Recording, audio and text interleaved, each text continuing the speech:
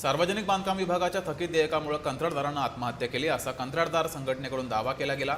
आर्थिक संकटात सापडलेल्या कंत्राटदारानं टोकाचं पाऊल उचललंय।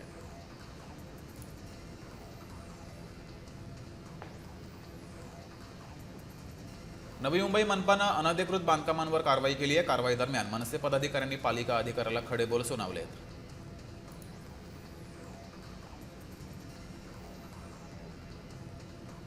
पुण्यामध्ये पाषाण रोडवर सुतारवाडी परिसरामध्ये नव्यानं टाकलेल्या ओल्या कॉन्क्रीटचा रस्ता समजून चालकांना त्यावर 4 चाकी नेल्याचा प्रकार घडला। रस्त्याच्या कामाच्या ठिकाणी योग्य बॅरिगेडिंग आणि सूचना फलक नसल्यानं हा प्रकार घडल्याचा आरोप स्थानिकांनी केलाय।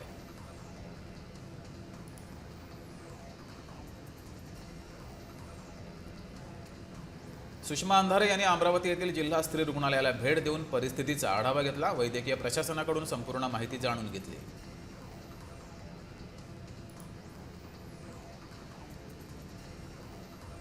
वांद्रे लिंकिंग रोड येथे परप्रांतीय फेरीवाल्या कपडे विक्रेत्यांची दादागिरी सुरू आहे। गाड्यांची ये-जा सुरू असणाऱ्या रस्त्यावर गुटखा खाऊन थुंकल्यानं मनसे कार्यकर्ते अनिश खंडाकळे यांनी गाडी थांबवून फेरीवाल्याला जाब विचारला। यावर फेरीवाल्यानं उलट उत्तर दिलं।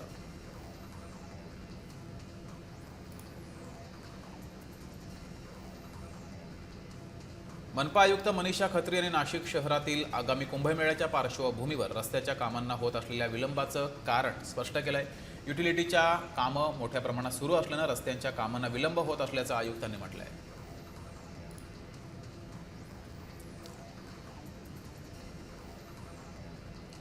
मुंबईतील प्रसिद्ध आयुब्सचे फूड लायसन निलंबित करण्यात आले। एफडीएच्या तपासात गंभीर त्रुटी आढळल्यानं कारवाई करण्यात आली आहे।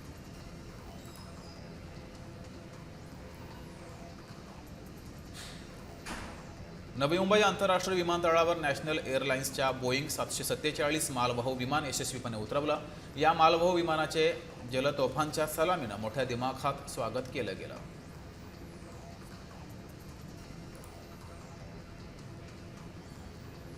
मीरा भाईंदरमध्ये ओला उबर चालकाशी तीव्र वाद झाला होता। या वादात धक्का लागल्यानंतर कंत्राटी पालिका चालकाचा कंटेनर खाली जाऊन मृत्यू झाला। घटनेचा पोलिसांकडून तपास सुरू आहे।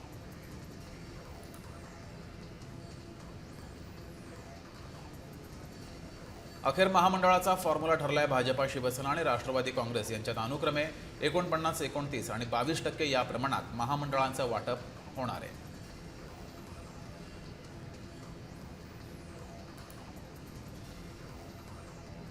अमरावती जिल्हा स्त्री रुग्णालयातील अग्निकांड दुर्घटनेनंतर अमरावतीतील आरोग्य व्यवस्था कोलमडली आहे। NSCU युनिटला टाळं ठोकण्यात आलं असून पहाटे जन्मलेलं बाळ उपचाराविनाच रुग्णालयातून परत पाठवण्यात आलंय।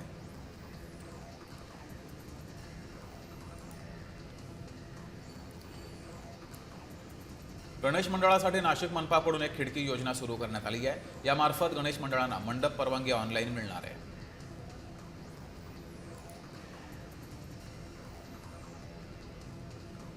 पालघरच्या मासवण आश्रमशाळेतील विद्यार्थ्यांच्या मृत्यू प्रकरणी तिघांचं निलंबन करण्यात आलंय।